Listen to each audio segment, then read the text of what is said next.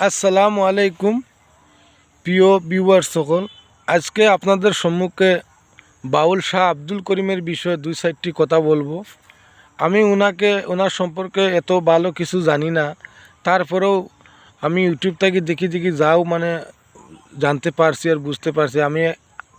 আমার বাড়ি হয়েছে NDI, আসামের মাঝে আমি আছি। আমি সিলেটি ছেলে। আমি বাউল আব্দুল করিমের গানগুলা শোনার পরে আমার অনেক ভালো লাগে। আর বাংলাদেশের বহুত শিল্পী আছে, বাউল আব্দুল করিম, উকিল মুন্সি, দূরবীন শাহ, খারি আমিরউদ্দিন, রাধারমন, লালন শাহ, এগুলা বাউলের গান আমি অনেক শুনি, আমার অনেক ভালো লাগে। আর আমিও অনেক কিছুগুলা গান করি। আপনারা সবাই আমাকে সাপোর্ট করবেন। আমাদের আসামে বাউল গানটা কিছু কম চলে, এর লাগে আমি গানগুলা আসামে তো ভালো করে জায়গা নাই আমি গানগুলা করার। বাউল লাইনের মানুষ নাই। আমি নেটের যুগে যা দীক্ষা শিখতে পারছি তাও আমি শিখতেছি। আপনারা যদি বাংলাদেশের কোনো শিল্পী যদি আমি পাইতাম আমার লাইফে, তাহলে আমার কিছু ভালো হইতো, যদি সাপোর্ট পাইতাম। আমি গানকে অনেক ভালোবাসি আর আমি বাউল গান করি। আমার গান খুব পছন্দের। আর আমি বাউল আব্দুল করিমের গানগুলো বেশি ভালোবাসি।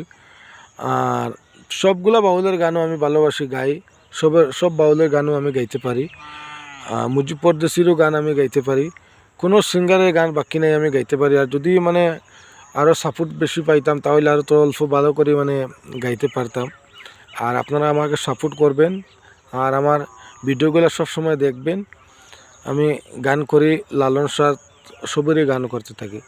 আমি এখন বাউল লালন শাহর গানের একটি লাইন আমি আপনাদেরকে শোনাবো। ও মিলন হবে কত দিনে, ও মিলন হবে কত দিনে, আমার মনের মানুষের শোনে, আমার মনের মানুষের শোনে। আজকে অতটুক এক লাইন শুনাইলাম। আপনারা আমার ভিডিওগুলো দেখবেন এবং লাইক, শেয়ার, কমেন্ট করবেন, আপনাদের মতামত জানাবেন।